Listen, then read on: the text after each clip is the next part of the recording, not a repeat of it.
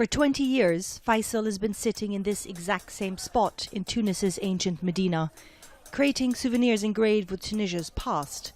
But the future is far harder to hammer out. We've been going downhill since 2011 in everything. Politicians are arguing and we pay the price. What used to cost 1 dinar is now 10 or more. Meat used to cost 10 dinar, now it's 30. We ask him if he will vote in Sunday's election. Me? No. He voted many times before, he tells us, and that's been more than enough for him. He doesn't trust the politicians. 36-year-old ABDEL KHADER feels the same disappointment. He will go to the polling booth on Sunday, but in protest. I will cast a blank vote so no one else can use it. Many of us are not satisfied. The presidential elections were brought forward by 2 months after the death of the late president, 92-year-old Chahed. It's the second major elections to be held here, 8 years after mass protests forced the ouster of strongman Zain al-Abidine Ben Ali. There are 26 candidates, among them a Prime Minister, a Defence Minister, a former President, a couple of lawyers and even a media tycoon who is currently in prison. They represent a cross-section of political, social and religious ideals. Tunisians have a lot of choice, and that's a real difference from before the protests broke out here in 2011, which had seen decades of single-party rule.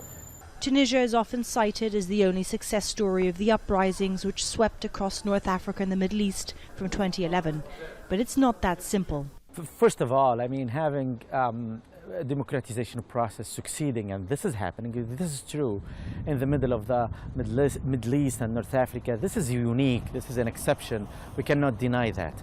At the same time, what can democracy provide in terms of economic demands? That's the major challenge. So it's a mixed story. We meet a group of ladies in the Medina. They too aren't happy with what's been achieved in the last 8 years.